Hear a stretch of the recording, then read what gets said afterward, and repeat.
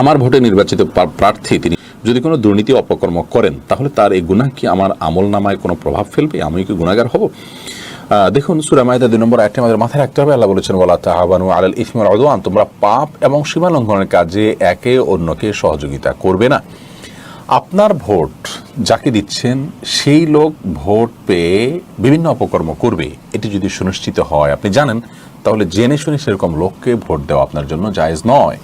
আর যদি এমন হয় যে লোকটি নানাভাবে নিজে ভালো হয়ে গেছেন সেটি জানিয়েছেন, অথবা তিনি ভালো পথে চলবেন সেটি তিনি সংকল্প করেছেন, তাহলে তার প্রতি সুধারণার বশে আপনি যদি তার কথা বিশ্বাস করে ভোট দেন তিনি ভালো কিছু করবেন, তাহলে সেক্ষেত্রে আপনি গুনাহগার হবেন না ইনশাআল্লাহ বিইذনিল্লাহ।